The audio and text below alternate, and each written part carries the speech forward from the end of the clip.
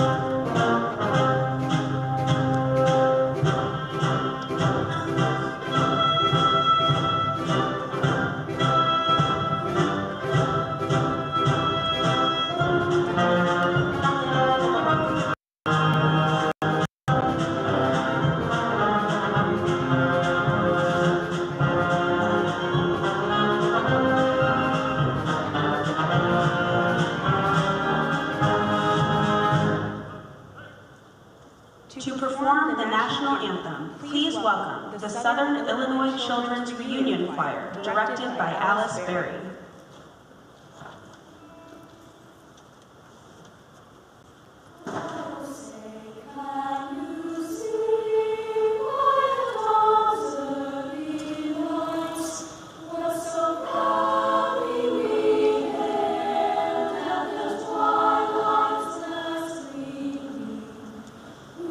Stripes and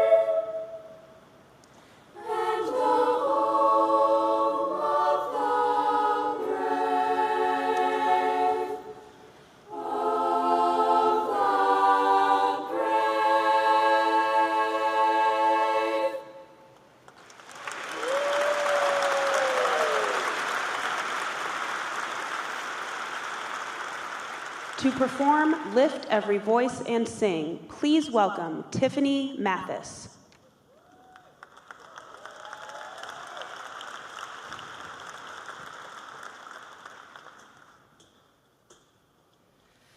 Lift every voice and sing till earth and heaven ring, ring with the harmonies of liberty. Let our rejoicing rise high as the listening skies. Let it resound loud as the rolling sea. Sing a song full of the faith that the dark past has taught us. Sing a song full of the hope that the present has brought us. Facing the rising sun of our new day begun. Let us march on, let us march on till victory is won.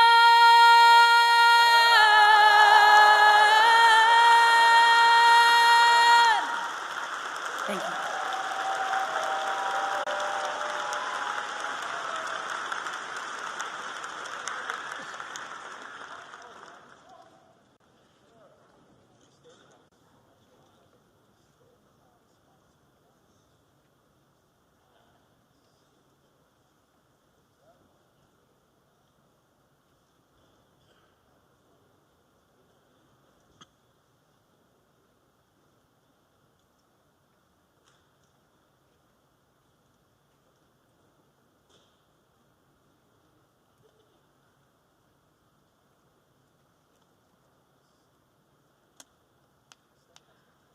To deliver the invocation, please welcome Rabbi David Saperstein.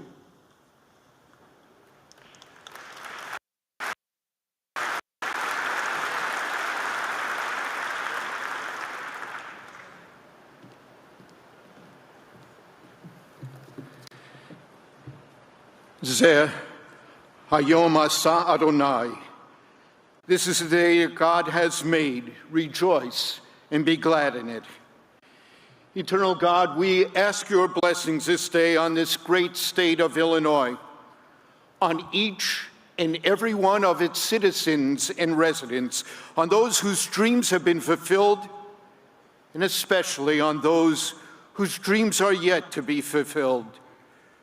Those who are still hungry, who shiver on our winter streets, who are oppressed when our rule of law fails them, who are victims of gun violence in the very houses in which we worship you, in our schools and on our streets.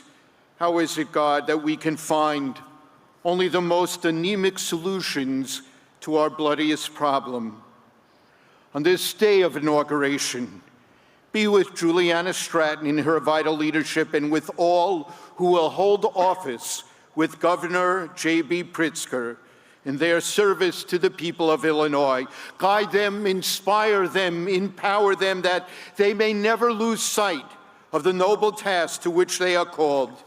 And most especially on this day, so filled with renewed hope and promise, we ask your blessings on J.B. Pritzker, this good man, this visionary, caring leader who has so dedicated himself to the betterment of all. Grant him wisdom and compassion, strength and understanding, courage and empathy, that he may ever do your work here on earth.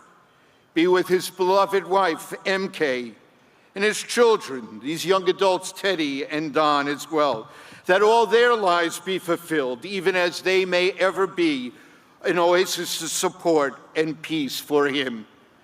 And at this time of division in our nation, in our states, bind up the wounds that divide us, and do so in the words of a cherished son of Illinois, with malice toward none, with charity for all, with firmness in the right as God gives us to see the right. Indeed, as we stand before this very tapestry of Americans gathered in this great hall, may our diversity be seen as a blessing of the many gifts it brings to this state and to our nation, that we truly may become a more perfect union, one nation, under God, indivisible, with liberty and justice for all. May this governor and all who work with him be blessed to see the day when, because of the work of their hands, justice truly shall well up like waters, righteousness like a mighty stream, and towards that day, eternal God, let them go forward with confidence, undaunted by the challenges facing them, committed that through their work, the torch of hope will pass from hand to hand, from heart to heart, until the radiance of justice, peace, and righteousness for all fills every corner of this state. And let us say, Amen.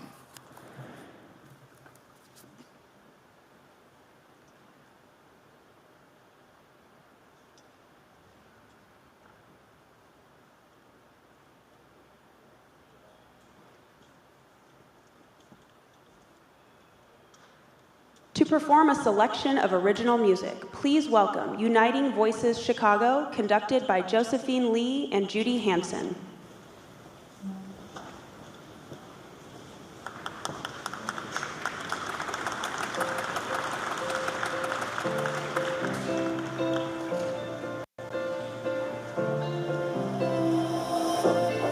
Look into the future, let me see what it holds. Go in the direction of the journey unknown.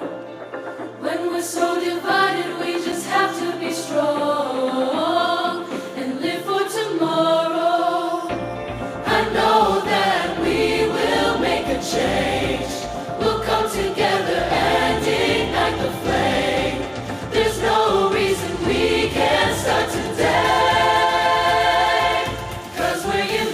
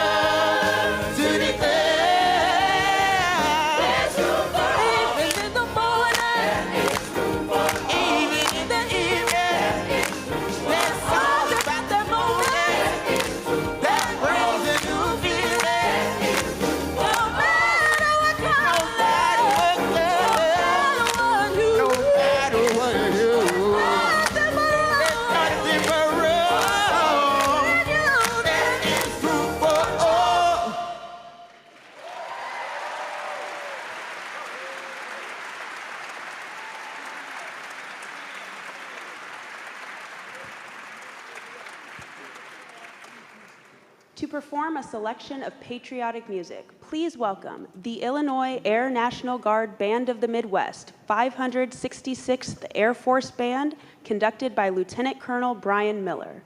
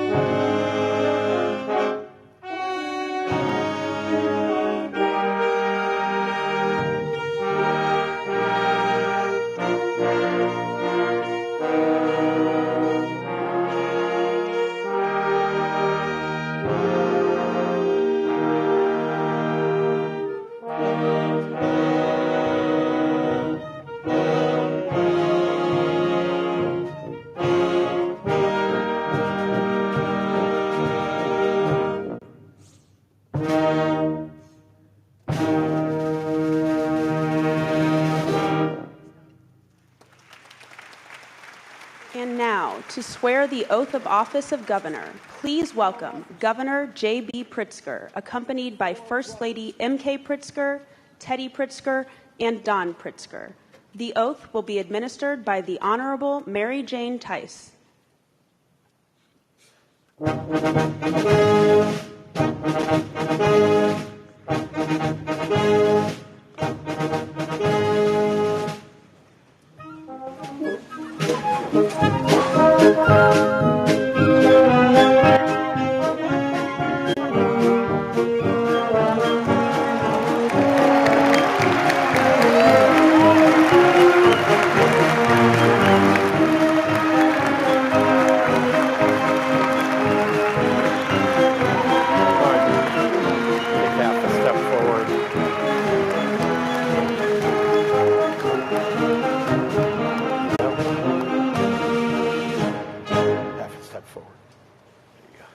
Please raise your right hand and repeat after me.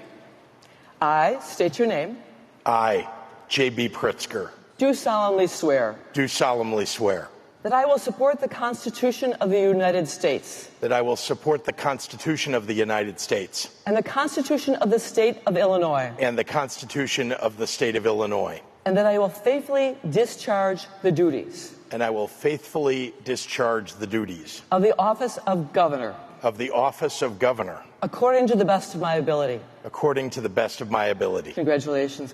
Thank you very much.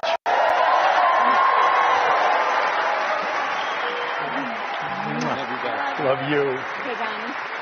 Let's go, big one.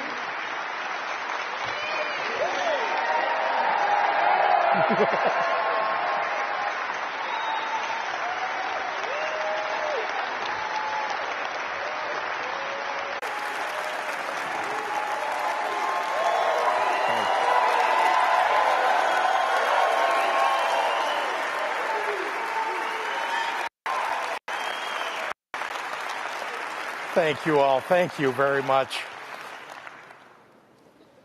Well, during this last campaign over the last year, I drove all across the state, and I couldn't help but notice that people had put up some signs in their yards that said, "Fire Pritzker." I was concerned about this until my kids pointed out that when people in their generation think something is really cool, they say, "That's fire."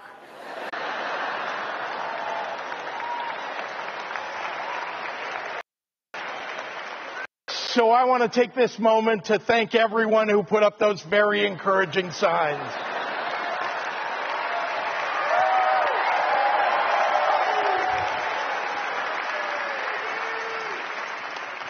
Today, as every day, I feel blessed to stand with my compassionate and dedicated partner in governance and your Lieutenant Governor, the outstanding Juliana Stratton.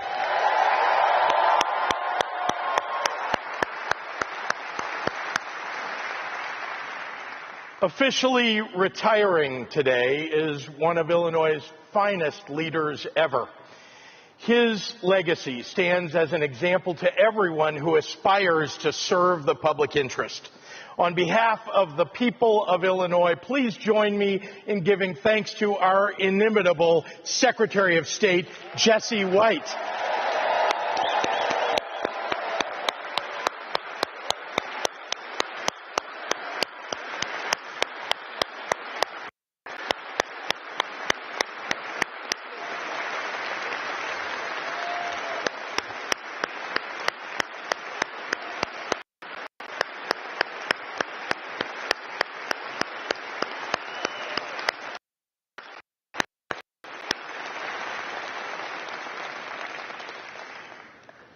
I want to acknowledge our other distinguished guests here today, beginning with the love of my life and the First Lady, M.K. Pritzker, and our children, Teddy and Don Pritzker.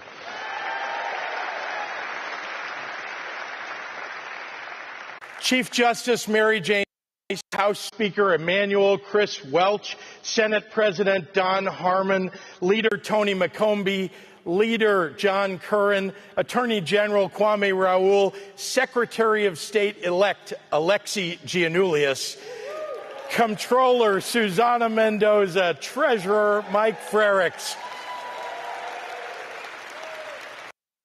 members of the General Assembly, members of our congressional delegation, Governor Jim Edgar, Governor Pat Quinn, and National Guard Adjutant General Major General Rich Neely.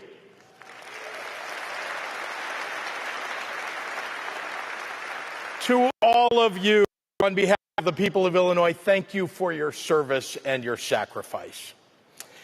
Now, 4 years ago, I stood on this very stage and I laid out a vision for change in Illinois, one that was elevated by our shared hope and forged by a common belief that the smarts and hard work and the goodness of Illinoisans has always overcome adversity. Our hope was buttressed by the past resilience of our people who have survived wars and a Great Depression, 2 global pandemics, devastating tornadoes, fires, and floods, yet who have made movements for justice, advancements, world-renowned advancements in innovation, and cultural achievements second to none.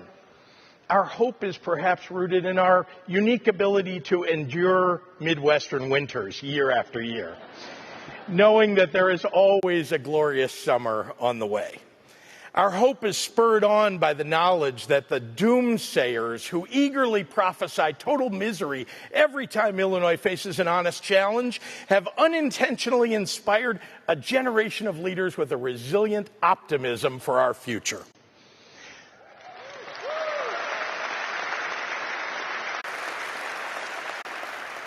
The hope we share, the hope I expressed at my first inauguration, was born of a truth lodged firmly in my heart, that Illinois has always stood at the intersection of American ambition and human resilience.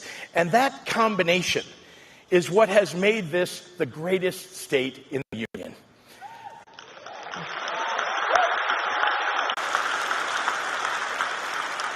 So 4 years ago, with hope in our hearts and persistence in our souls, we went to work, and we got big things done. We balanced the budget and got credit upgrades. We raised the minimum wage. We're modernizing our transportation systems. We legalized cannabis. Oh, I see all of you. Yeah. We protected reproductive freedom in our laws.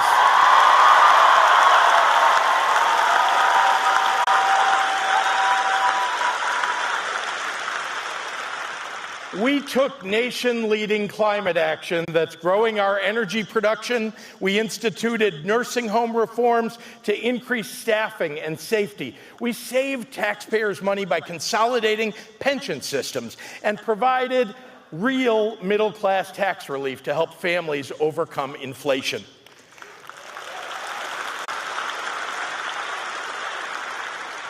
We added better-paying jobs. We grew our economy to $1 trillion, protected workers' rights, and expanded health care coverage.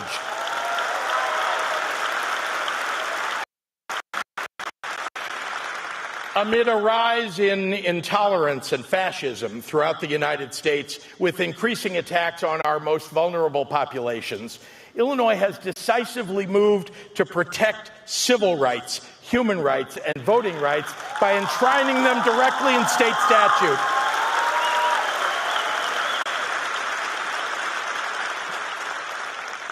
We did all of those things while fighting to survive a historic crisis, one that has left a deep imprint on every one of us. One of the realities I learned about being a governor is that there's no permanent playbook to follow. Every 4 years brings different challenges than the 4 years past. All that you can do is become a student of history and of the people who came before you, from their victories and their defeats, their triumphs and their challenges. I've taken to learning from the words and actions of past governors, regardless of their political affiliations or leanings. Though, let's be honest, in Illinois, choosing which ones to learn from can be a challenge. But we've had more than 200 years of governors, and regardless of the adversities they faced, most of them put the people first. And I've tried to discern from the things those governors said publicly what they may have been wrestling with privately. Dwight Green became governor of Illinois in 1941. He was the prosecutor who successfully put Al Capone behind bars and fought organized crime in Chicago in the 1930s. When he won the governorship, he was suddenly faced with leading one of the largest states during a time of global upheaval. His first inaugural address was given on January 13, 1941. As a world war was raging on, but before the United States had been drawn in. Green's tone was somber but bullish. He said, "The political upheavals in Europe resulted when the people lost faith in the ability of their governments to meet their needs. Here in America, where the ideal hopes of freedom still prevail, we must never permit the same tragic spirit of despair to overcome us."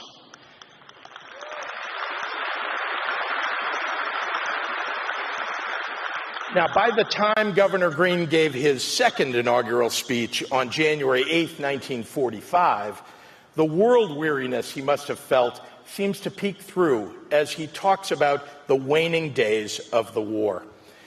Throughout the decades, Illinois has written many illustrious pages into the history of our country. Now, in more than 3 tragic years of all-out warfare against the destroyers of freedom, our men and women have inscribed new and even more glorious chapters into the record of patriotism. By their incomparable bravery, they have sanctified the final victory.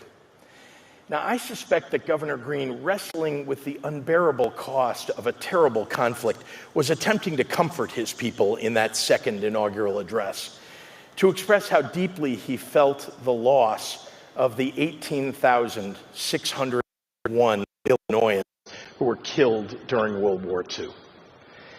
I think everyone here knows a little about that feeling of loss. Over the last 3 years, we lost 35,814 Illinoisans to COVID-19. That grief and the desire to comfort are all too familiar to me. There's a day that stands out over others, and it was the day in September of 2020 when I sat in the chapel at the University of Chicago, listening to the husband of Joyce LeBlanc, one of the first nurses to die of COVID-19 in Illinois. Lawrence LeBlanc spoke of the intense love he had for his wife. He ended his tribute to Joyce, saying, "If I had another 10 lifetimes to live, and I had to choose, it would be with her." I did not know at that point that the pandemic would rage on to an even higher peak for another year and a half, that so many more people would die or fall ill, that the disruption to our lives, our well-beings, our livelihoods was far from over. But that evening, at that chapel, I just knew that I was the governor, and I had a responsibility to Lawrence LeBlanc and to his beloved Joyce to honor his words and her passing, and to make real the sacred prayer that I said nearly every day at the podium. May their memory be for a blessing. The difficult thing about governing through unprecedented times is that it's your job to set the precedent, to find a path, even when none appears to exist, to lift up the frontline heroes, the essential workers on whom we all rely, to make the hard decisions to protect those doing the very hard work of keeping us all together. As governor, it's your job to plan for the future, even as you continue to grapple with the past. That's a lesson tucked into Governor Green's second inaugural speech, which, while filled with somber remembrance, also set a second-term agenda for post-war Illinois, even before the war ended. So today, as Illinois continues its progress, overcoming our historical fiscal challenges and a deadly global pandemic. I come to you with an agenda as ambitious and bold as our people are, thinking not only about the next 4 years, but about the next 40. Our long-term ambitions must begin with a focus on the people for whom we are building. No policy proposal that I could advance will have a greater impact on our future than the quality care and education we afford to our very youngest residents.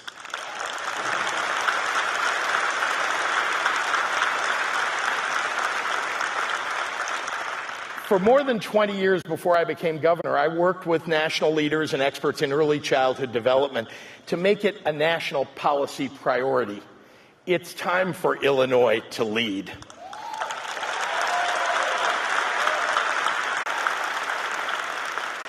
The research is clear. Quality childcare affords parents the and pursue greater economic security. And preschool improves academic success for our children, yields higher graduation rates, raises lifetime earnings potential, and saves taxpayers money.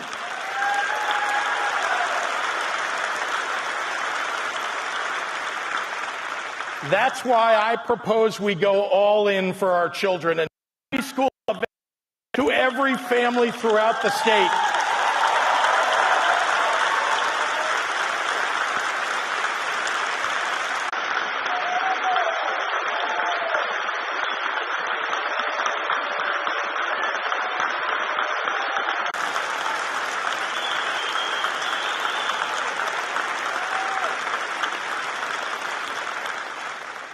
And let's not stop there. Let's provide more economic security for families by eliminating child care deserts and expanding child care options.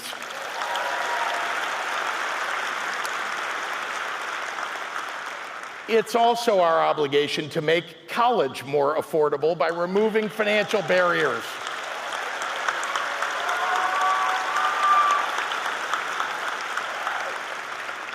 That's why we need to bring down the cost of higher education. Since I took office, we've increased scholarships by more than 50%. Now let's focus on making tuition free for every working class family in Illinois.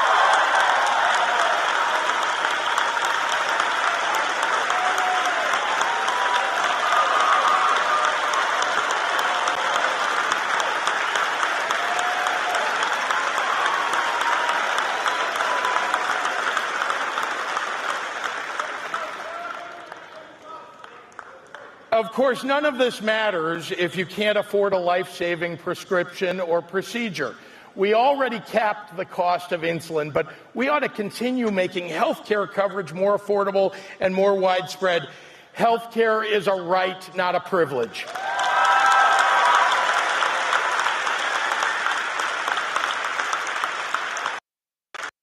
Focusing on the future of working, making every day easier and more affordable for people is what I believe government ought to be all about. We've done a lot on this in recent years. Balancing the budget, paying off debt, and eliminating interest on overdue bills has made it possible for us to provide tax relief. Let's work toward more permanent tax relief.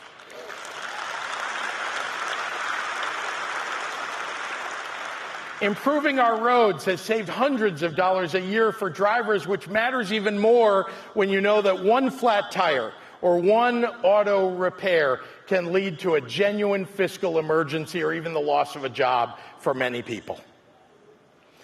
Lifting up working families and children also means doing everything that we can to free them from the dangers of gun violence.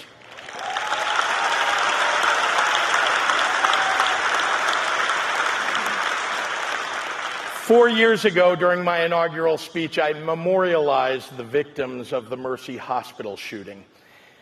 A few weeks after I took office in 2019, I stood with the people of Aurora after the Henry Pratt Company workplace shooting. And as we gather today, we acknowledge the victims of the Benito Juarez High School shooting just this past month. I'm tired of living in a world where a mass shooting needs a title so that you know which one we're referring to.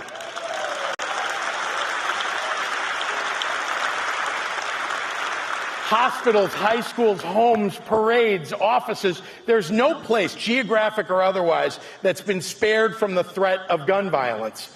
Whether it's ghost guns, high-powered semi-automatic rifles, or modified rapid-fire handguns, dangerous weapons are putting families and law enforcement at risk. Now, I'm a firm believer that government functions best when we look for compromise. But I'm done with the NRA having its way when it comes to mass shootings.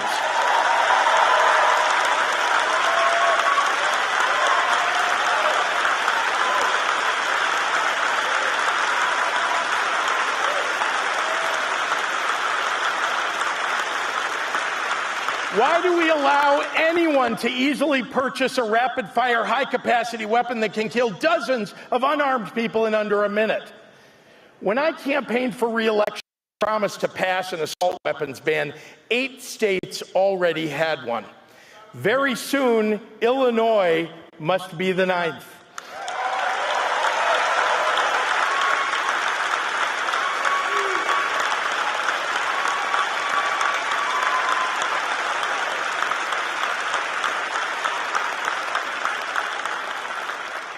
And we ought to have a real accounting of the assault weapons currently in circulation. Let's get it done, and then the federal government should follow our lead. One thing last year proved is that if given the chance, a bunch of right-wing judges and legislators will take away women's rights. Well, Illinois spoke loudly and decisively in 2022 and declared that in the land of Lincoln, we trust women.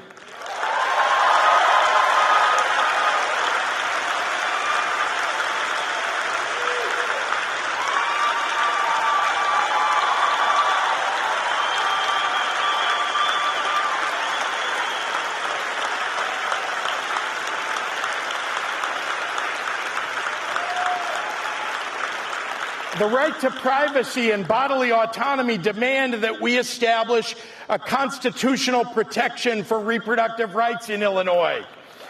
The extremists still want to take away a woman's right to choose, and I don't intend to let them. That's why, yet again, on women's rights, Illinois will lead.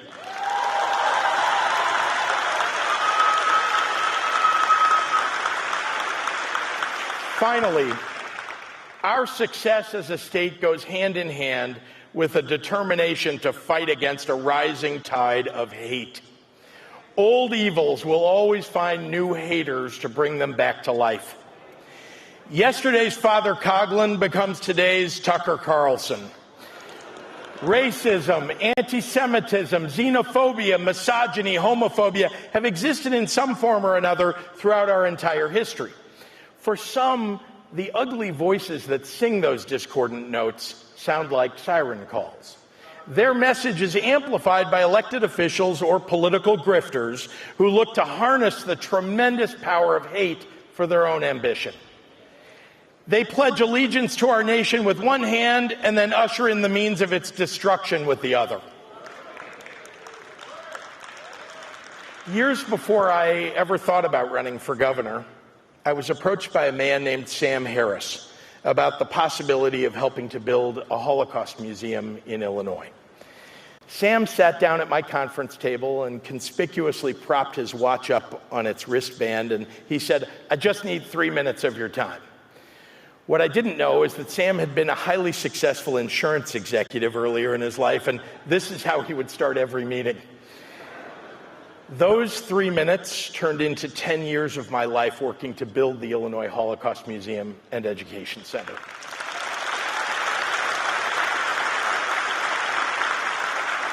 But it was Sam's personal story that has had the most impact on me over time. You see, Sam is a Holocaust survivor himself. He was born in Dublin, Poland, and when the Nazis invaded his town, they murdered Sam's parents, all of his relatives except 2 sisters, and all of his friends. Sam miraculously escaped extermination in 2 concentration camps, the conditions of which are almost unspeakable. After the war, he was placed in an orphanage in Poland and eventually was adopted by Dr. and Mrs. Ellis Harris in Northbrook, Illinois. Sam is remarkable.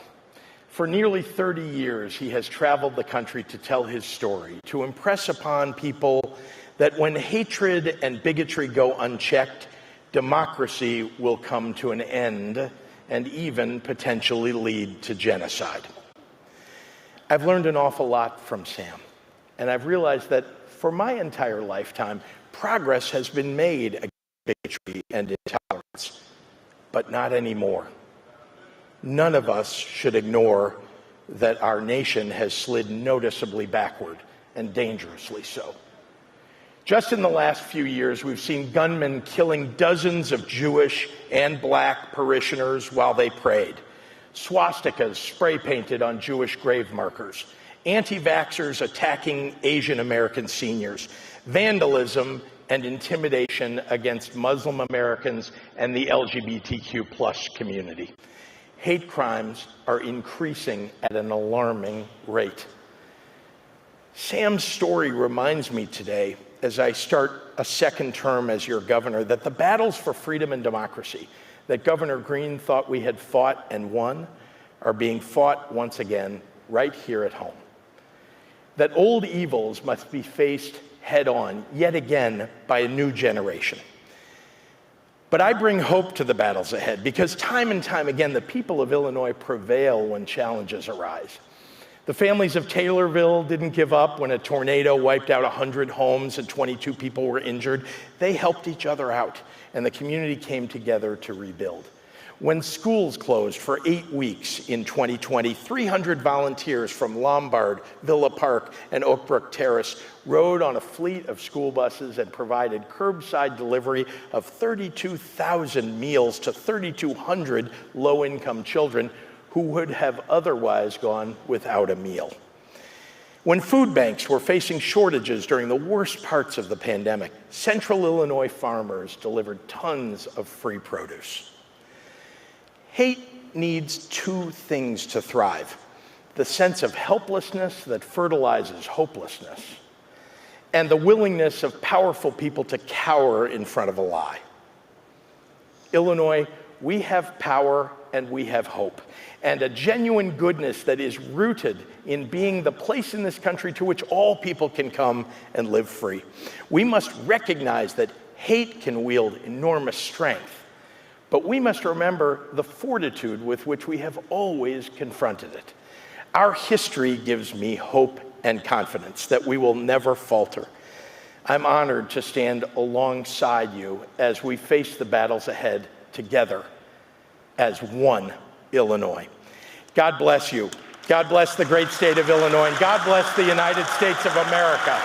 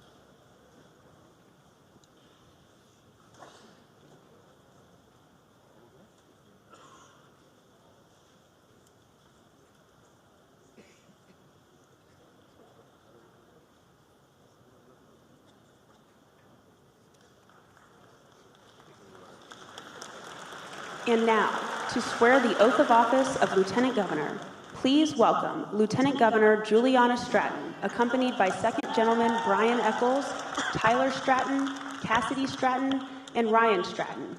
The oath will be administered by the Honorable Fredrina M. Lyle.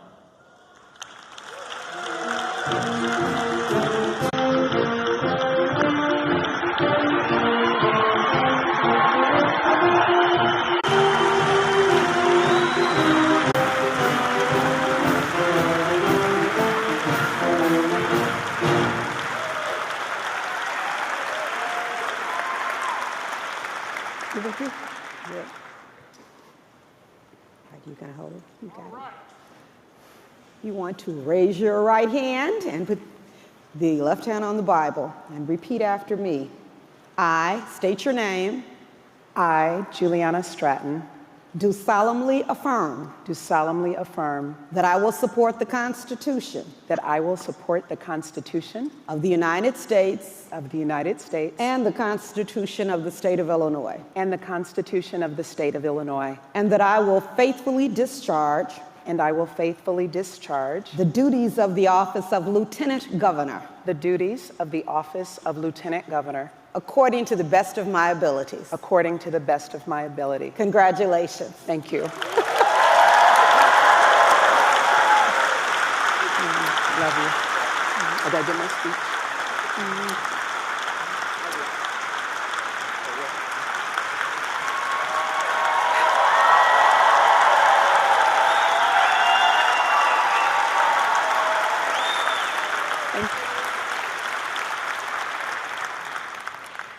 Good afternoon. And thank you all. As always, first I have to give honor to God for keeping me, protecting me, and ordering my steps on this journey. It is an honor and privilege to stand before you today to be sworn in for the second term as the Lieutenant Governor of the great state of Illinois.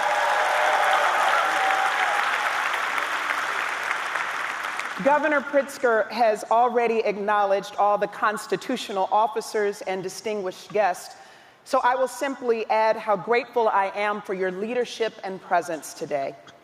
Thank you as well to Illinois Appellate Court Justice Fredrina M. Lyle for administering the oath of office, and to my co-pastor, Michelle Dodson, for your powerful prayer over me this morning. My husband, Brian, is one of the smartest, kindest, and coolest brothers I know. He is my best friend, has a mind filled with random facts, apparently so he's ready if Jeopardy ever calls, and reminds me daily that it's not about who I am, but whose I am. I thank God for you and I love you, babe. And to our 4 beautiful daughters, Tyler, Cassidy, Ryan, and Mackenzie, you are my 4 heartbeats. You help me to stay grounded in an unpredictable world, and I love you for that. To my father, Henry, a Navy veteran who turns 90 this March, who marched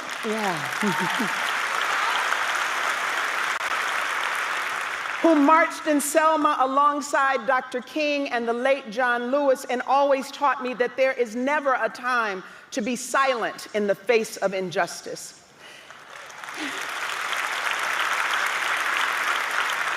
And to my mother, Velma, who 7 years ago joined the ancestors and didn't make it to see me make history as the first Black lieutenant governor of our state, whose gentle hands and loving arms taught me that just because the world may seem cold and hard doesn't mean that we have to respond in kind. Thank you both for raising me to be the strong woman that I am today. To the dedicated state employees and leaders in our administration, including the entire team in the office of the Lieutenant Governor, I so appreciate you. Thank you for making me a better public servant. And I also want to thank all of the election voters who turned out in this election cycle to prove, when we needed to, that we take democracy for granted.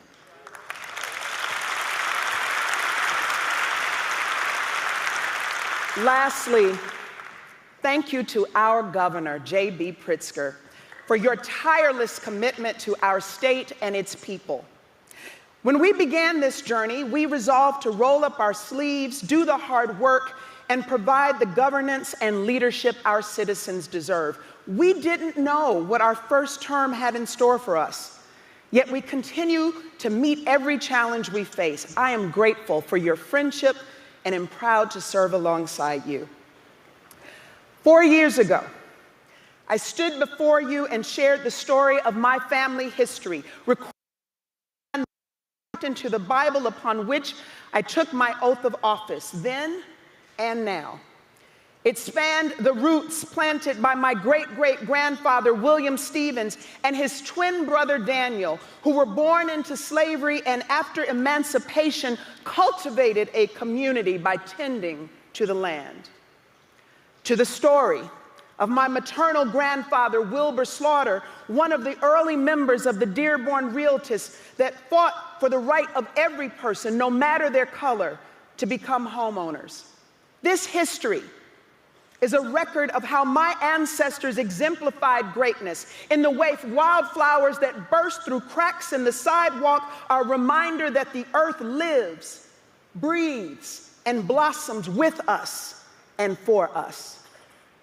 The story of my family is one of deep commitment to our communities and our fellow citizens. My ancestors understood the importance of being a part of something larger, something bigger than ourselves.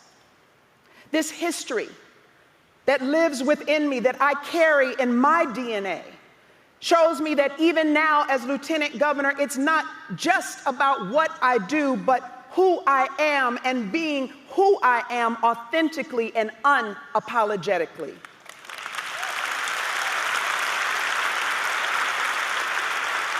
In this role, I can dedicate myself to showing the people of Illinois the fullness of who you are, of who we are.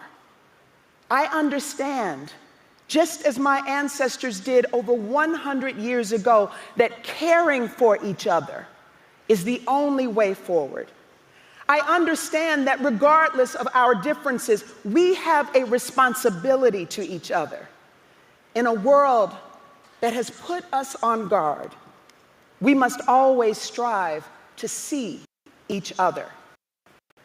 As I have traveled our great state, I've talked to people who relate to my story and experiences, people who share my viewpoints, and also met many people who do not.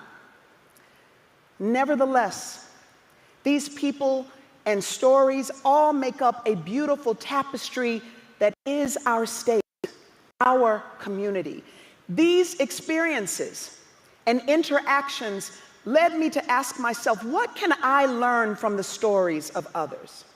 What can we all gain if we open our minds and our hearts to the experiences that are different than our own? And if we refuse to listen to each other, how do we give everyone a voice in the story we're writing right now? These questions brought me here today. And on the journey of these last 4 years, these questions revealed all that we can build together when we listen and learn from each other. In Cairo, a community deprived of the needs for a secure, healthy life that has gone 7 years without a grocery store, we went there and asked, how can we help? We reached out to those who have been accustomed to being unheard, ignored, and silenced because they are a part of the Illinois story. With residents leading the way, I was focused on convening stakeholders and community members through our Ag Connects Us All initiative to demonstrate that empathy is an action. And in just a few short weeks, I'm excited to go back to Cairo to cut the ribbon on a cooperative grocery store that will be run by the community and for the community.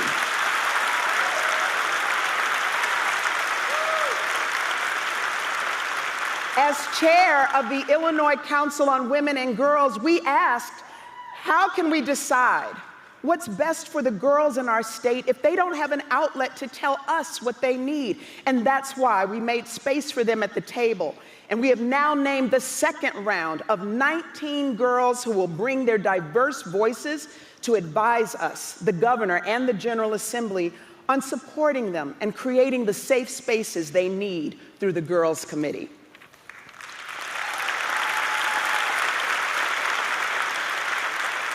And in communities across our state that have been harmed by the war on drugs and the violence and trauma caused by punitive policies, we asked, how can the groups most impacted be part of changing the narrative with us? Through the Restore, Reinvest, and Renew program, we have invested more than $144 million back into those communities so that young people in Aurora and Peoria and East St. Louis can play sports and after-school programs and learn the skills to thrive in school and beyond.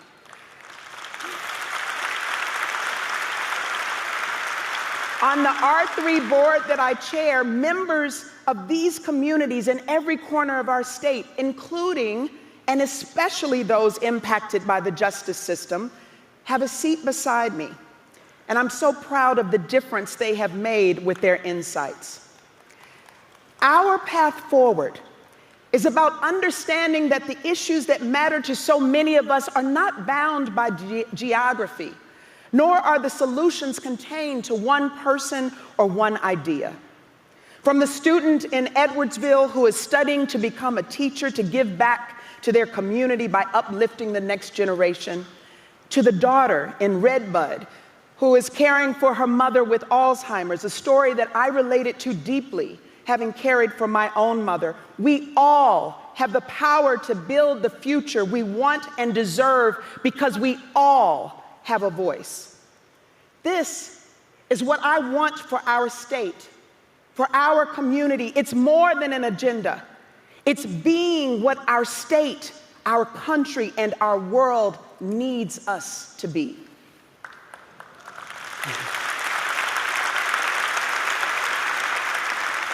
As I approach the next 4 years, I often think of the African philosophy of Ubuntu, which means I am because we are.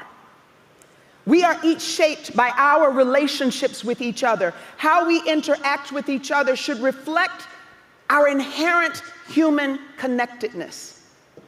Ubuntu communicates a spirit of togetherness and a willingness to work towards a common goal for the sake of our humanity. We can accomplish so much if we rise up and demonstrate the best of humanity. Know that your heartache in the face of strife, your hopes for your children, your faith in tomorrow. I listen to you as you shared these feelings with me, and I carry them with me every single day. These reflections into your resilience and perspectives have driven the work that we have done so far.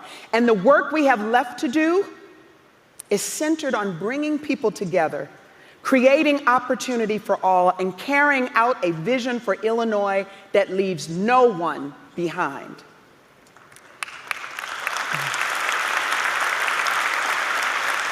My ancestors demonstrated a deep faith in their dreams and the world that they were creating for their grandchildren. I have that same faith. Like each of you, I want to create a better world for my grandchildren, just as my grandparents did for me. The roots from which I have grown and the shoulders upon which I stand have led me here today in service to you, our state, and our country. Illinois, I see you. I see you.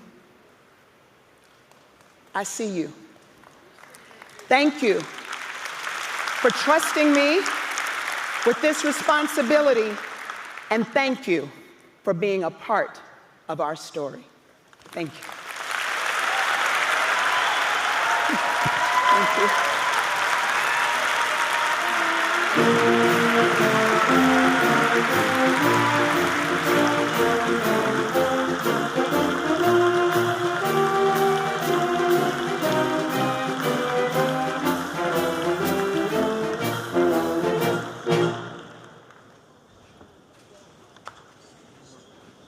And now, to swear the oath of office of Attorney General, please welcome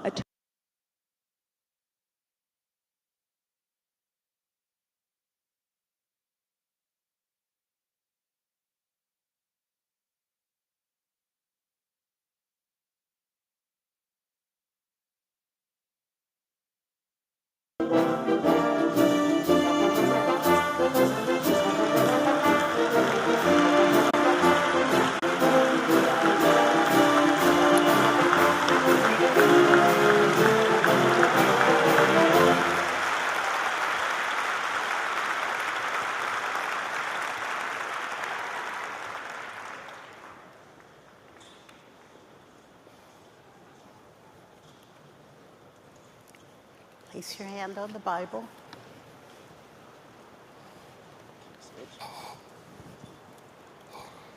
Repeat after me and say your name where appropriate.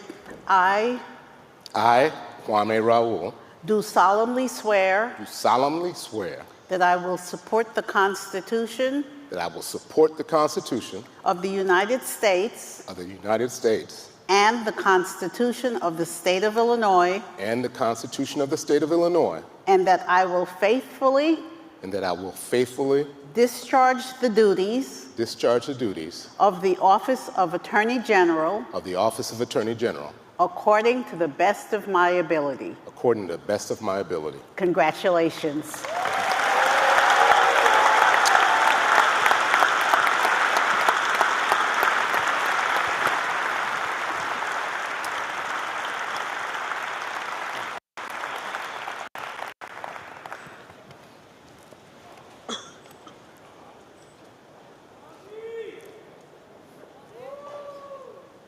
Well, good afternoon, Illinois. First, I would like to give thanks and honor to God for his mercy and his generosity.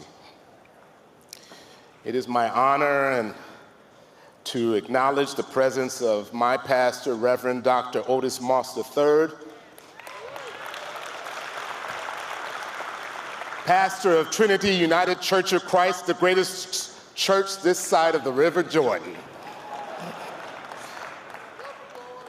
Thank you for being here today, Pastor, and thank you for your prayer this morning, and thank you for reminding us in church yesterday to get our spiritual refill.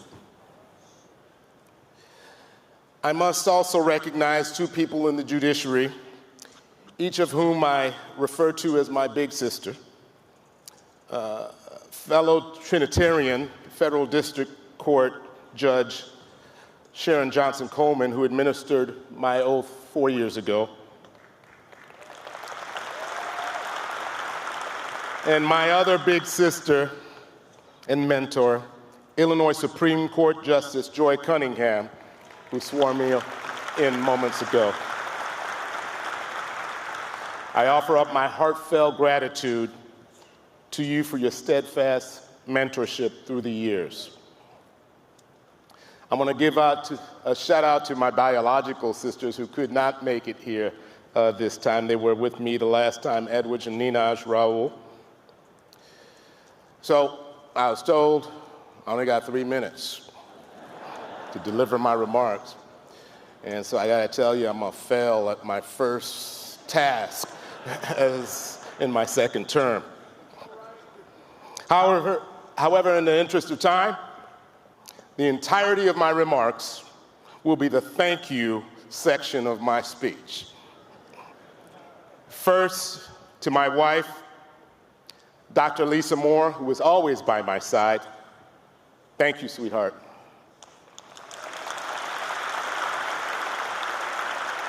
I had the distinct honor of watching my wife be a true hero during our unprecedented pandemic. Day after day, she would faithfully head to the hospital at a time when many of us were safe in our homes. I watched her be a hero one night early in my first term while we were eating dinner at Gibson's. And she administered life-saving care to a woman who was choking on her steak on the table right next to us. She saved a life, yes, but the real cool thing about it is now when I forget to make a reservation, we get into Gibson's anyway, not because I'm the AG, because she's a celebrity over there now. To my son, Che, who was unfortunately robbed of a college graduation ceremony when the pandemic hit, notwithstanding the fact that he had earned honors for his academic performance at Lake Forest College.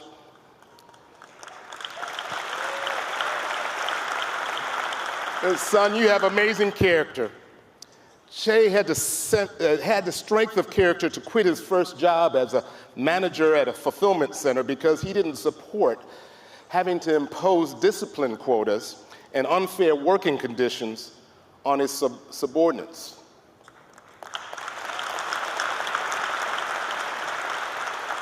Che embodies the spirit of my Workplace Protection Bureau, which has done an amazing job of protecting Illinois workers from misclassification, wage theft, discrimination, and unsafe working conditions. In Illinois, we protect working families, and I want to thank you, Che, for affirming that spirit.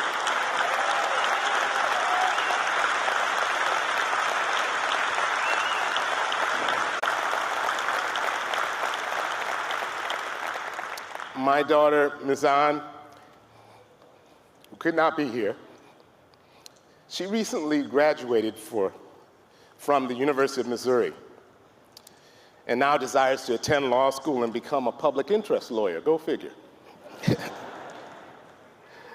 I was so pleased to drive into the state of Missouri to attend her graduation last year, but not as nearly happy as I was to drive out of Missouri and get her the hell out of a state that does not respect a woman's right to make decisions about her body.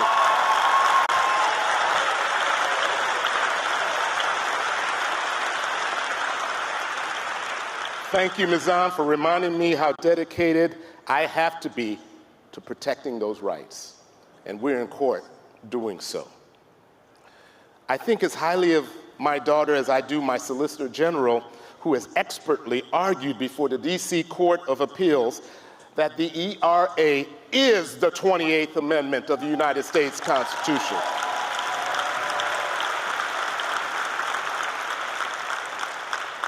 And when she's about to become a lawyer, I want my daughter to someday to be able to hold up her right hand and swear under oath to protect the Constitution of the United States of America. But I want that to be a Constitution that protects her as an equal.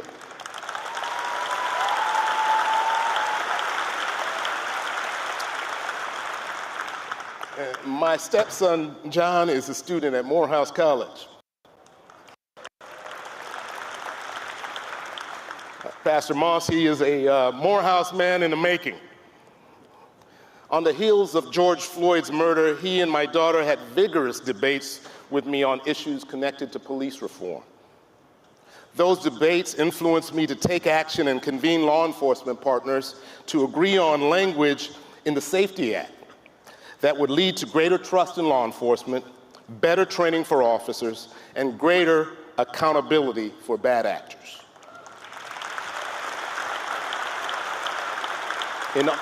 In other words, the Safety Act language enhances our ability to maintain constitutional and professional policing throughout the state of Illinois. I want to thank the chiefs of police, the sheriffs, and the state's attorneys for coming to the table in good faith.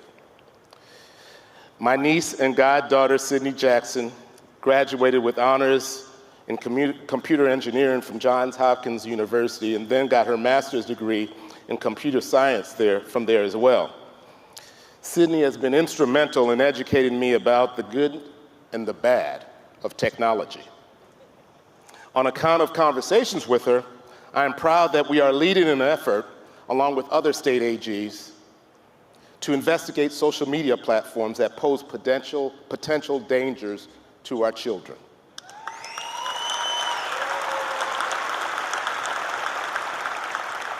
I'm also happy that our criminal team is investigating the criminal use of online platforms to monetize proceeds of organized retail crime for other criminal use.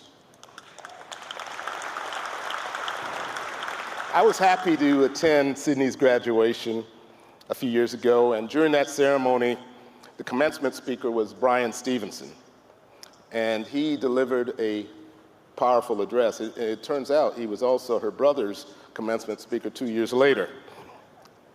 He said, "There's a justice deficit in this country." He said, "We have a criminal justice system that will treat you better if you are rich and guilty than if you are poor and innocent."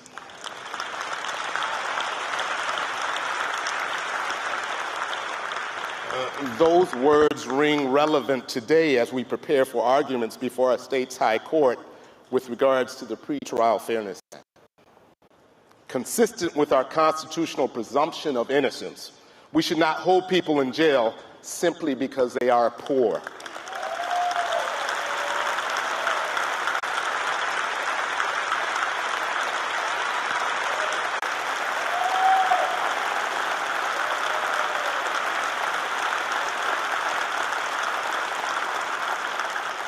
We cannot continue to criminalize poverty.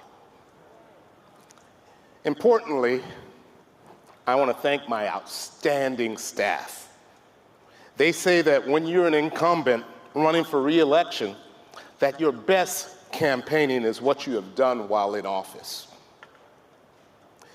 There were certain matters that I expected to take on at the outset of my term in 2019. I knew we had to begin the implementation stage of the consent decree with the Chicago Police Department and work towards a model of constitutional policing. I knew we had to continue work on behalf of survivors of abuse in the Catholic Church. I knew we had to continue protecting communities from sexually violent people, and I knew we would have to protect consumers from fraud, price gouging, the opioid crisis, and predatory student loans. And I knew we would have to fight policies that were put in place by the incumbent president at the time that I was sworn in. Many of those policies threatened environmental protections, health care access, some encouraged inhumane treatment of immigrants, and some violated the rights of the LGBTQ community. I also knew we had to fight the rise in hate. My staff has risen to the task on all these things expected. But I've got to tell you that what impressed me most about my staff was their ability to take on all of the things that were unexpected. I did not expect that we would be partnering with other state AGs and other lawyers nationally to literally save our democracy.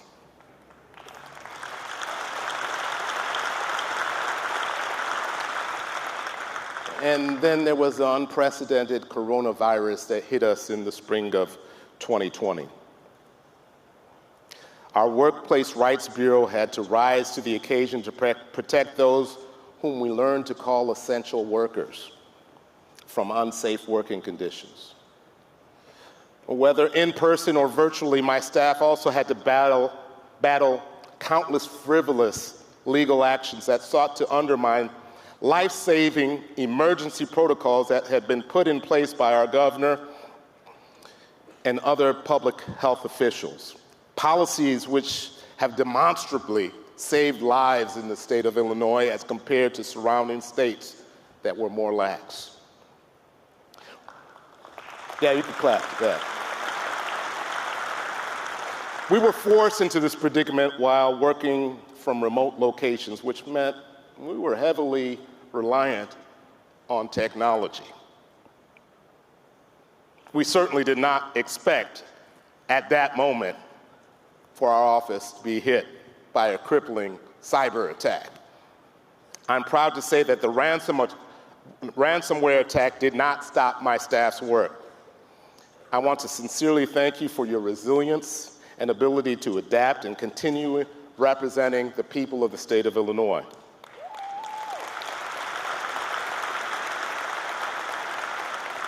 I'm also proud of the relationships we built with our law enforcement partners. We are one team. Notwithstanding the fact that I joke that I'm currently the favorite defendant of about 65 state's attorneys, I think it's important for the public to know that we've enjoyed a good history of working together. I work closely with state's attorneys throughout Illinois on the opioid crisis, prosecuting murder, violent crime, and sophisticated criminal schemes like organized retail crime. And I'm thankful for partnerships with prosecutors and law enforcement from federal, state, and local levels.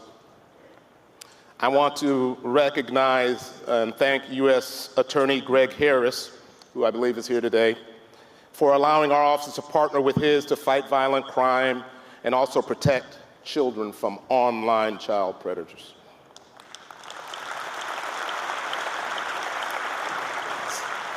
Since 2019, we've also partnered with the United States Secret Service's National Threat Assessment Center on multiple training sessions regarding how to detect and prevent mass shootings in schools, places of worship, and other public places. The desperate need for these trainings hit home on July 4th of 2022 in Highland Park. One of our own prosecutors and his wife were wounded during that shooting. One took a bullet to the elbow and the other shrapnel to the back.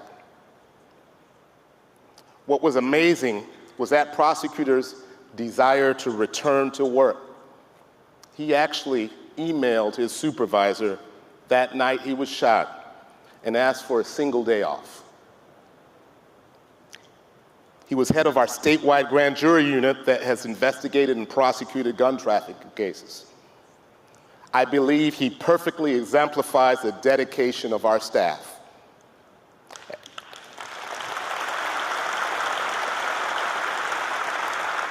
As I reflect on the Highland Park shooting, I can't help but reflect on the 2 other mass shootings that took place mere weeks later. One mass shooting was in Washington Park on the south side of Chicago, a block away from where I raised my children. The other in Garfield Park on Chicago's west side. Neither of those mass shootings received the same level of media attention as Highland Park. As a matter of fact, it wasn't really until recently we started referring to such shootings as mass shootings, all because of where they occurred. We all need to look in the mirror and ask why that is the case.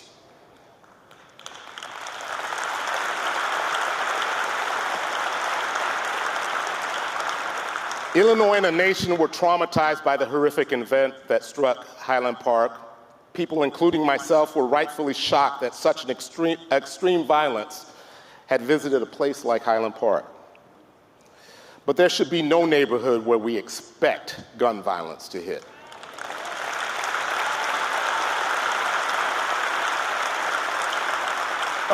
We shouldn't be surprised when a shooting takes place downtown or in River North, where I currently live. We shouldn't be surprised when we've tolerated them and we've expected them on the west and south side of Chicago, in Rockford, in East St. Louis, on the east side of Springfield, and other economically disadvantaged areas of our state. I'll say about gun violence what I've said about the opioid and heroin crisis. We weren't troubled when we thought they were quarantined to poor inner city neighborhoods. We actually tolerated the impact of the heroin and opioid addiction until it spread to more affluent areas. That should not be our normal, and we should be ashamed.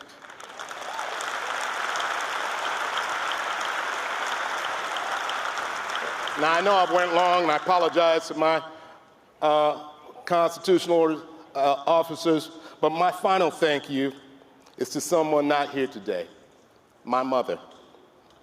My mom was a praying woman and a devout Catholic from Haiti. My mother made her transition months after I began my first term. She gave me my middle name, Eve. I had always assumed that I'd been given the name of a distant relative.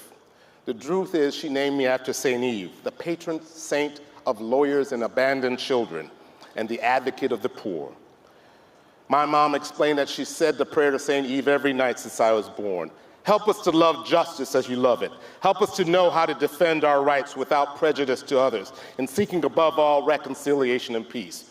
Rouse up defenders to plead the cause of oppressed so that justice may be done in law.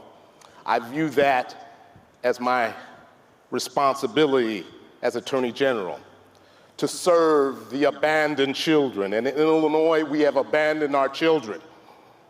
Gun violence has surpassed auto accidents as a number one killer of children. I'm asking our legislature to give me the power. Give me the power to go after those in the industry on behalf of our children who we've abandoned.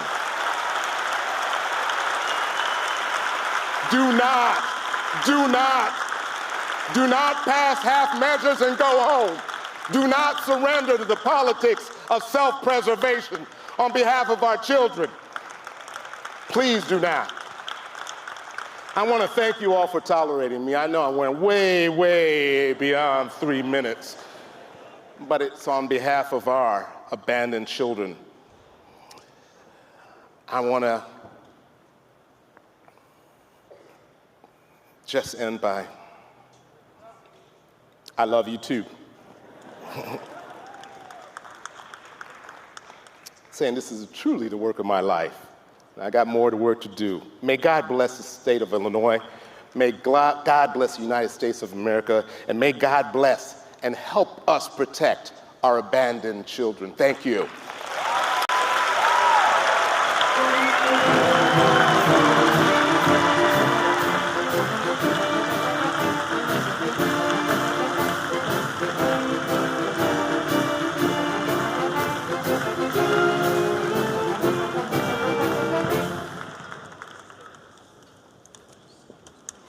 And now, to swear the oath of office of Secretary of State, please welcome Secretary of State-elect Alexander Janulius, accompanied by Josephine Janulius, Anna Janulius, Sophia Janulius, and Alexia Janulius. The oath will be administered by the Honorable Joy V. Cunningham.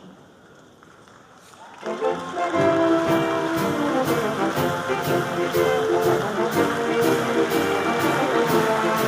going to stand right here?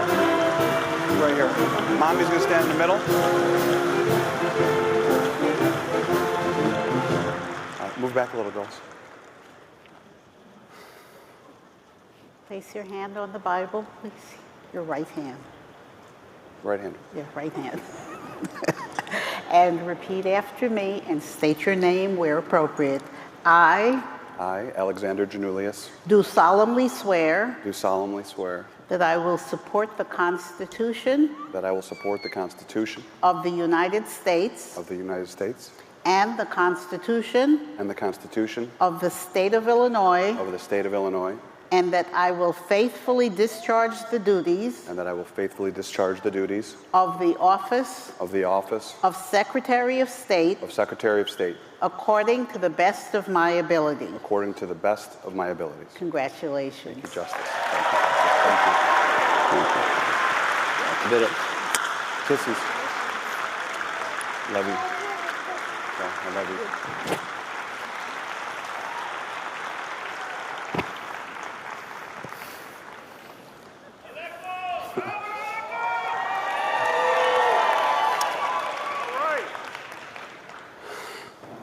Thank you. Thank you, Governor Pritzker.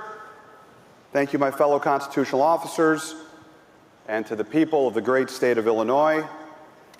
I also want to thank my amazingly selfless wife, Josephine, for being the light of my life, my 3 little honey girls who you just had a chance to meet, Anna, Sophia, and Alexia, my mom, my brothers and their families, and all the families and friends that came down here, and all the Greeks that apparently came down from Chicago. Thank you so much. There have been some long speeches, so I'll try and be kind of brief here today. I do want to take a second to especially recognize one man in particular for his years of public service to our great state.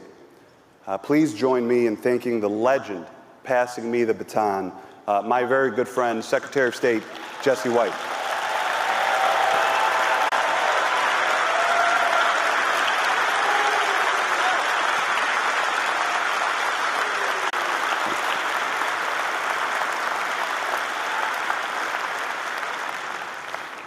Sixteen years ago, I stood on the stage and thanked the people of Illinois for placing their trust in me. It was one of the most extraordinary moments of my life. My heart was filled with optimism, energy, and enthusiasm for being allowed the honor of serving my state. And I feel those exact same emotions today. But I feel another emotion today, one that comes from the experience of having served the people of Illinois. Responsibility. The people of Illinois have placed an enormous amount of trust in me, in all of us. You trust us to help realize your greatest hopes, and you trust us to keep some of your greatest fears from coming to pass. Today, more than ever, I appreciate the awesome responsibility of being the steward of your trust, especially now when so many people have been disheartened and have lost faith in the politics of our time. After all, think of what has happened to our nation since I last served 12 years ago. A violent and deadly insurrection on our capital, a failure to keep our children safe in their classrooms and our streets from gun violence, a dangerous turning back of the clock on a woman's right to choose, an inability to put a dent in the most pressing issue of our time, climate change, and a dangerous assault on voting rights, and the emergence of the once unimaginable concept that individuals don't have to accept the results of an election if they disagree with them. Together, today, we gather to honor the sacred results of a democratic process whereby government is chosen by the governed. Not since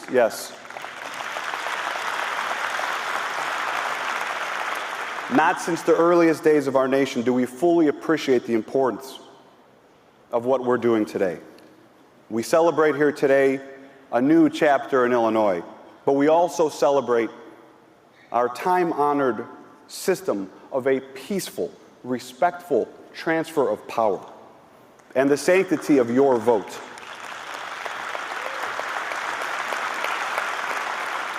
We must protect these rights at all costs, and we must commit to doing better. We must do better for the working men and women of Illinois who, like the incredible Heart Marks workers I met in 2009, are not looking for handouts, but just the opportunity for work and a chance to build a better life for themselves and their families. We have to do better for the children of Illinois who deserve our help in making up for all that was lost during the challenging days of the COVID crisis. We must do better for those who are seeking the promise of America for themselves and their families. We must do better, and I believe that we can do better. That is why I ran for public office once again after all these years. After watching all these developments that have undermined trust in our democracy, I realized that expressing outrage on Twitter and at the ballot box wasn't enough anymore. I remembered the lesson that my parents taught me growing up, that there are two types of people in the world.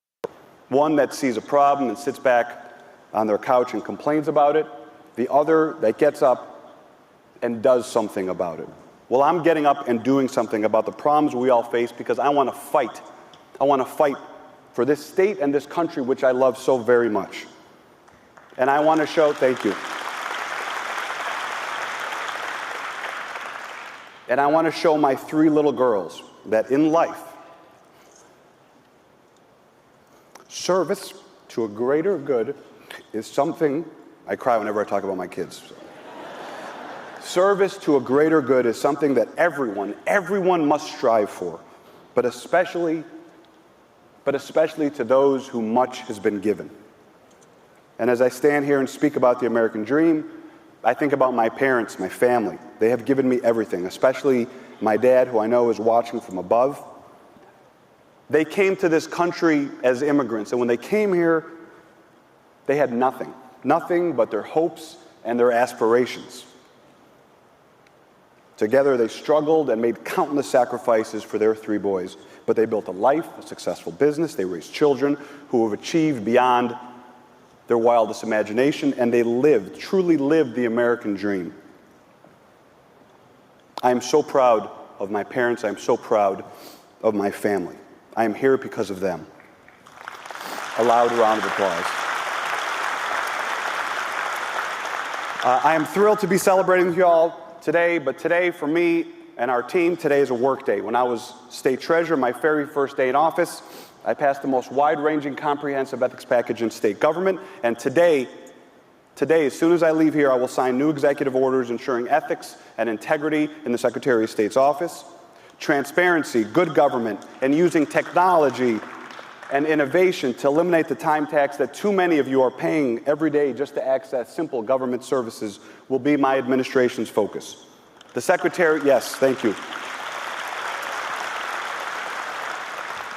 The Secretary of State's office can make your lives better, and we will be relentless in making sure it does exactly that.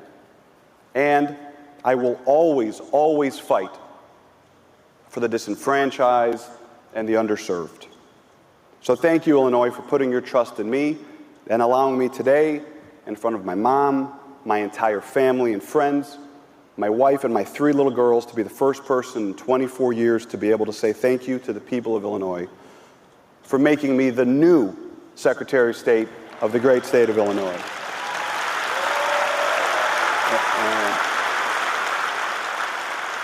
And as I promised you 16 years ago, when I was a 30-year-old kid up on this stage, I will always fight for you, and I will never, ever let you down. God bless you, God bless the United States of America, and God bless the people of Illinois. Thank you so much.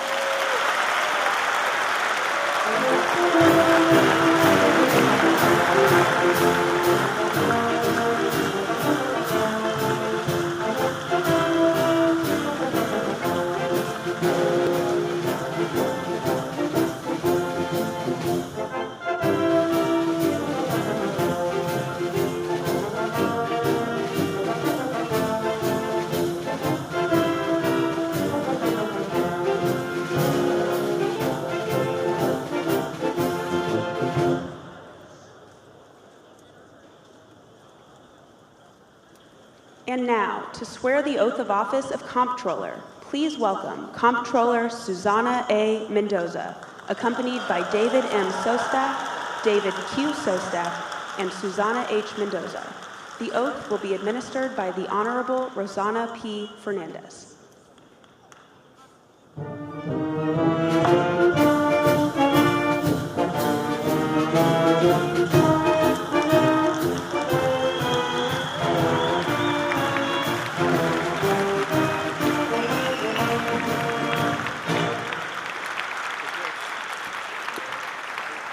Ok, usted se va a parar aquí en esta. Ahí, sí. Un poco para atrás.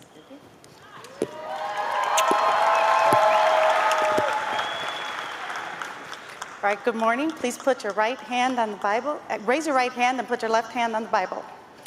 And please repeat after me. I, please state your name. I, Susana A. Mendoza, do solemnly swear that I will support the Constitution of the United States that I will support the Constitution of the United States and the Constitution of the State of Illinois and the Constitution of the State of Illinois, and that I will faithfully discharge the duties of the Office of Comptroller of the State of Illinois to the best of my ability, so help me God. To the best of my ability, so help me God. Congratulations, Madam Comptroller. Love you. Love you too.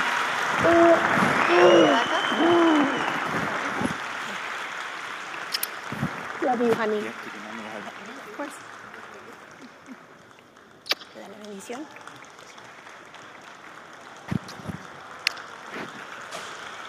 Ven aquí, Paquita. Okay.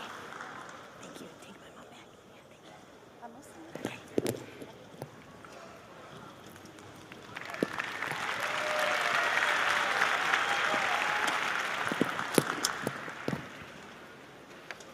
Well, hello, hello.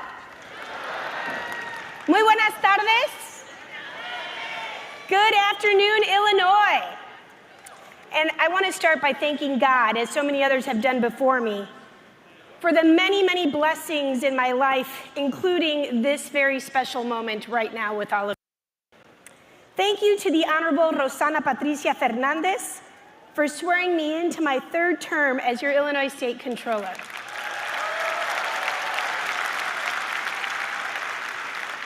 Thank you to the Reverend Dr. Lisa Branham for her prayers over me this morning. Those are so appreciated. Thank you, Reverend.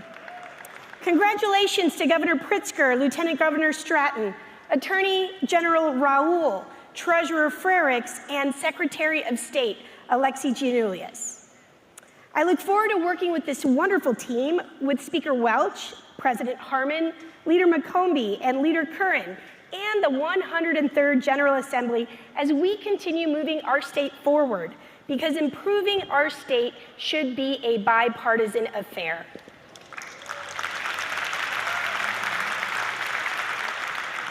I want to thank my amazing family. Let's start with my mother, Susanna, the original firecracker. My godmother, Maria, and my in-laws, Ed and Helene Sostak, who I think are right over there, yes. Thank you for being here. My greatest blessing, our 9-year-old son, David, who's obviously excited to be missing school today. But let's be honest, what a great civic lesson to see his mom being sworn in for another term, right? I'm so proud of my son, David, and I am so happy and blessed to be his mommy. My most important thank you goes to the unsung hero in my success as your controller, the yin to my yang, my husband, David. He is my anchor. He truly is. He's my anchor. He's my #1 advisor, my best friend. He's my rock, and he inspires me every day. And let's be honest, he is very easy on the eyes. I love you so much, honey. And thank you so much to the incredible team that I'm blessed to lead at the Controller's Office. I see some Controller's employees out there. Thank you. Thank you. God bless you for all of your hard work and dedication to the people of Illinois. To the men and women of organized labor, thank you for always having my back. I got yours too.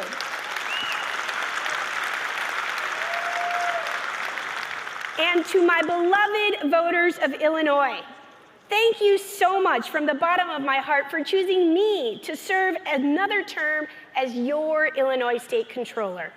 I am deeply humbled and grateful for your overwhelming support.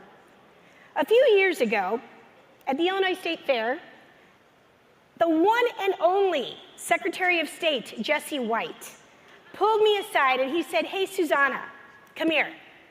You want to know how to become the #1 vote getter in the state of Illinois?" Now, of course, I wanted to hear the secret from the only statewide elected official to ever win all 102 counties in the state of Illinois. The man right there. He looked me in the eye, you'll remember this, Secretary, and what he told me, this was a secret. He said, "You show up. You show up." He said, when someone tells you that it's not worth your time to travel 6 hours to an event where only 10 people show up, you show up anyway.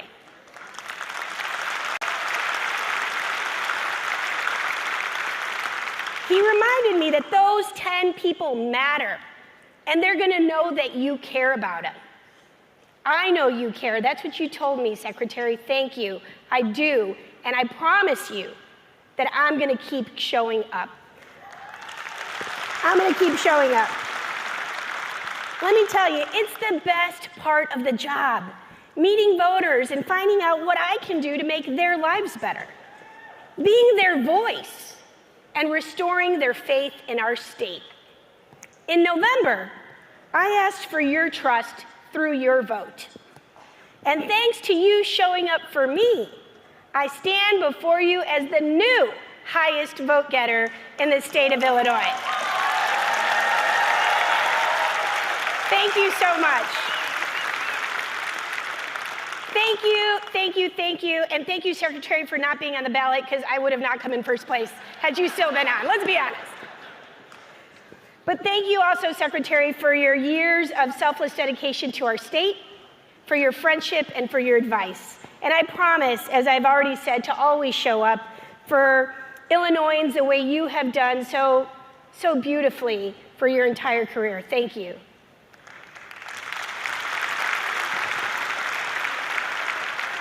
Now, people told me I was crazy when I first decided to run for state controller in 2016 during the budget impasse, the worst fiscal crisis in our state's history. Our bill backlog had peaked at $16.7 billion of unpaid bills. Our rainy day fund was non-existent, with less than $60,000 in it. We had suffered 20 years of consecutive credit downgrades. The average vendor waiting to do business with the state of Illinois had to wait 210 business days to get paid. Back then, I promised you that if you sent me to Springfield, that I'd deliver a complete and transparent financial turnaround for the state of Illinois. And I delivered on my promise.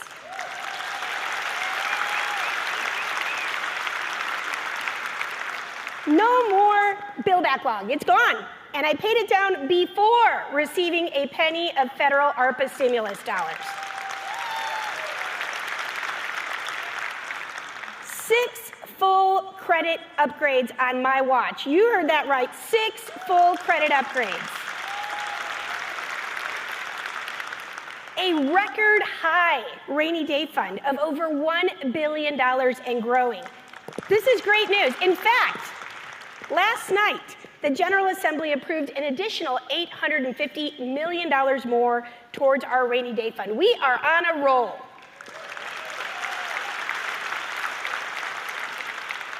My oldest bill today, no longer 210 days on average. My oldest bill today is 10 days old.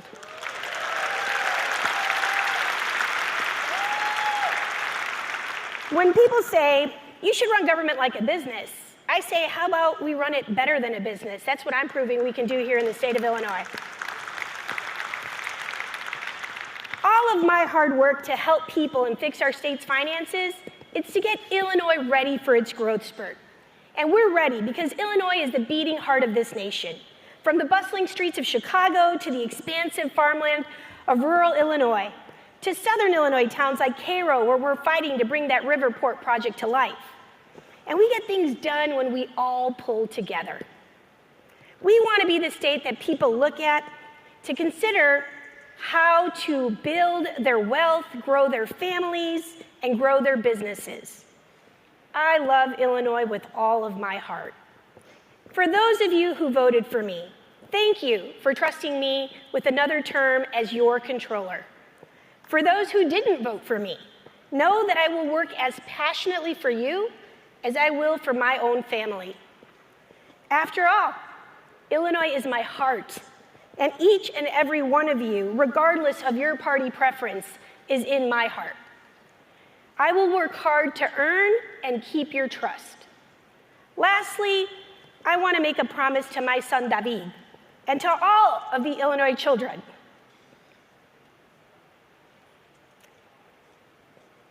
I will live to make you proud.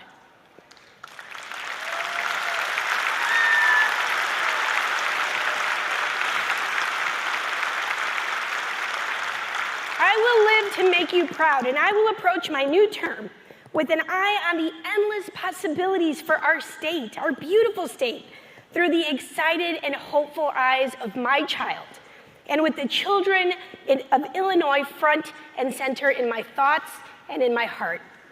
Illinois' future is bright, and so is yours. I see you right there, Lucas. I'm talking to you, buddy. And all the other kids. I will do my part to leave you a state that you can be proud of, with endless possibilities for your future.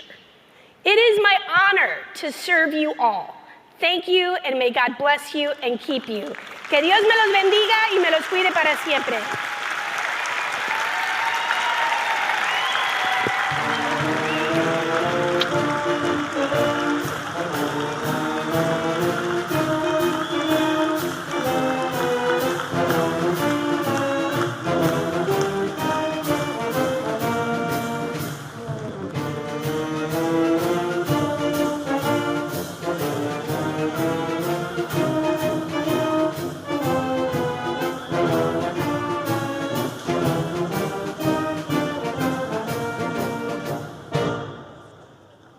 And now, to swear the oath of office of Treasurer, please welcome Treasurer Michael Frericks, accompanied by Erica Frericks, Ella Frericks, Jim Frericks, and Bernice Frericks.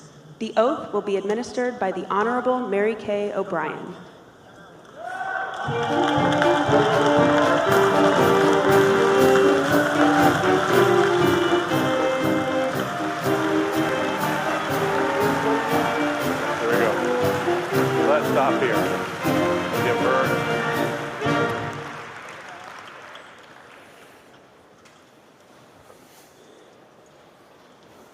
proceed. Okay.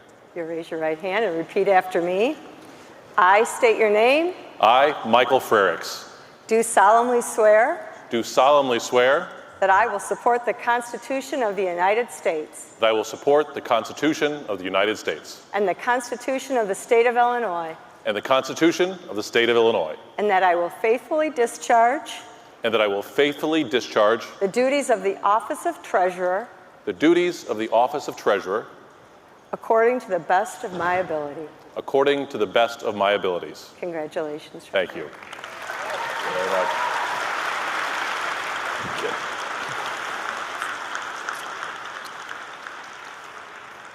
Thank you.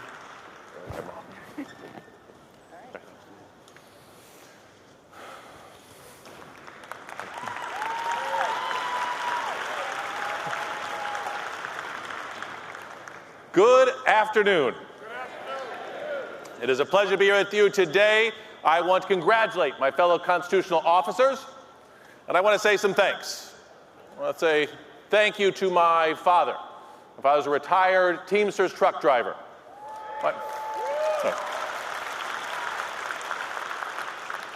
My mother is a retired AFSCME secretary from the University of Illinois, and they raised me with a set of beliefs that have shaped who I am. Thanks. I want to thank my wife, Erica, and my daughter, Ella, for bringing me untold joy and happiness in my life.